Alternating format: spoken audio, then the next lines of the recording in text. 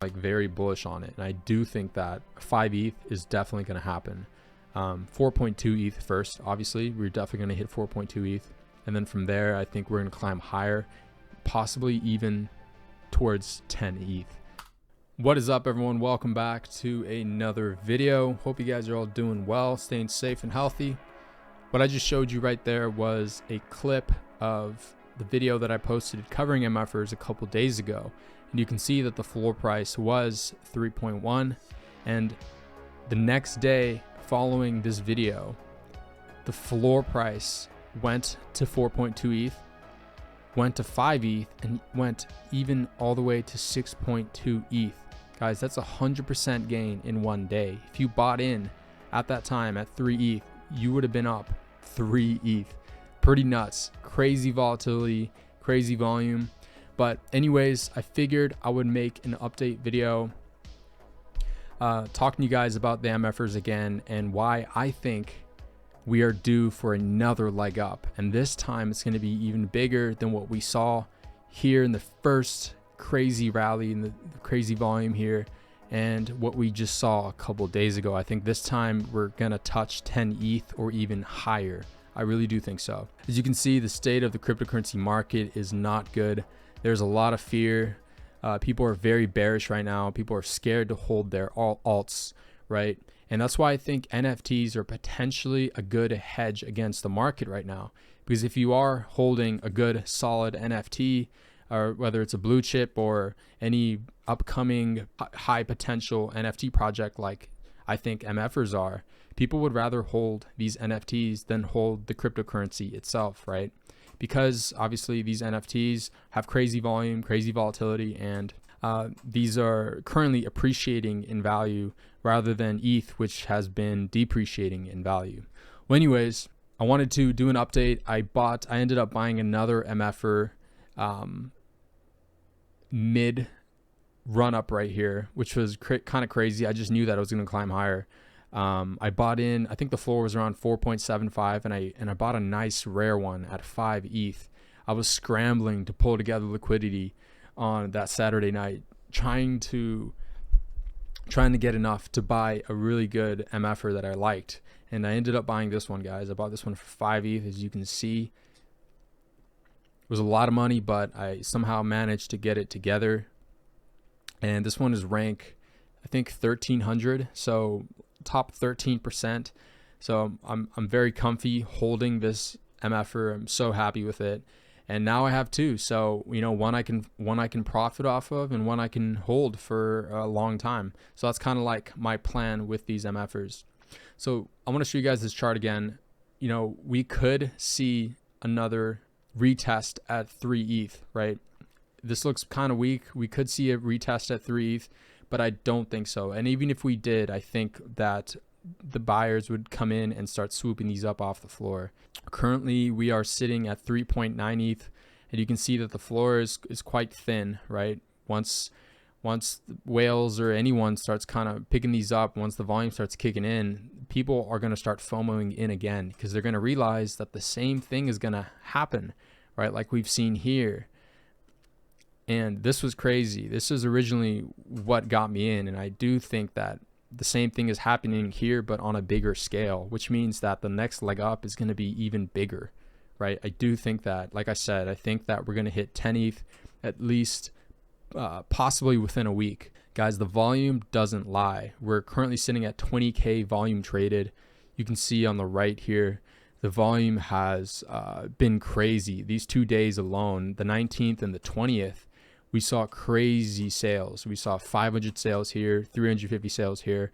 And obviously the volume kind of died down the following days, but that's what happens, right? The volume can't always be there.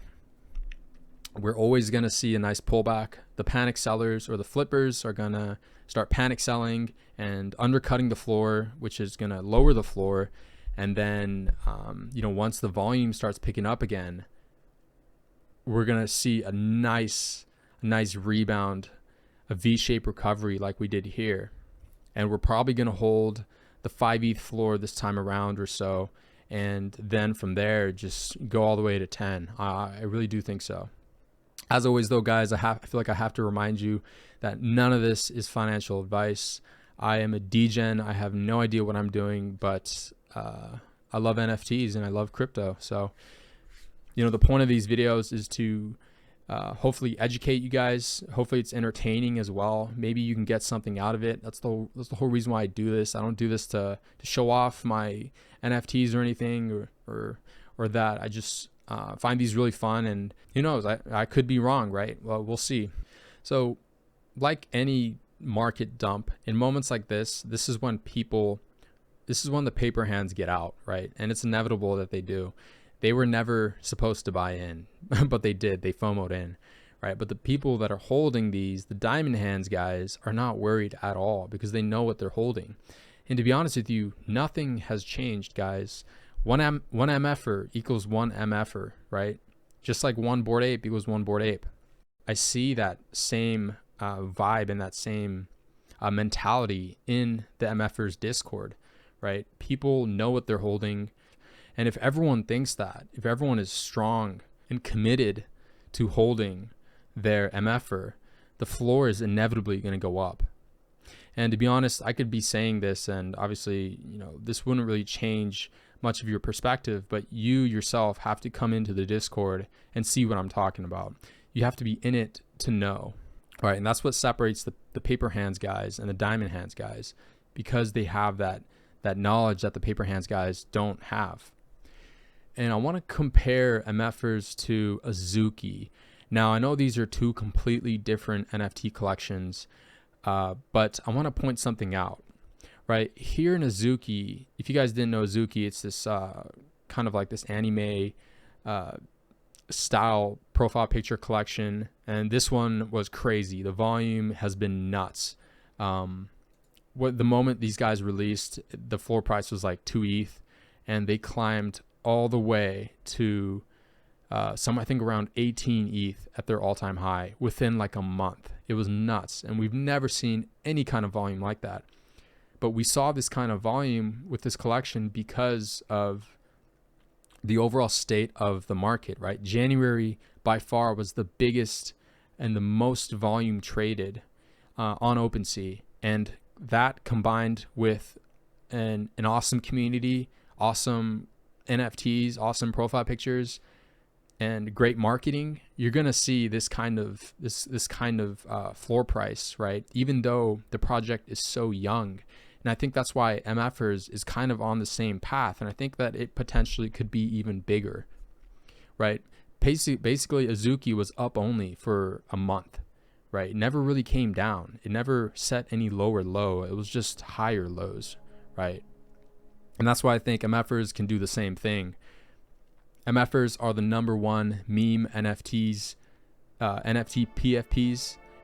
Bored Ape Yacht Club is by far the best and most successful NFT and profile picture, right? Because it represents us humans.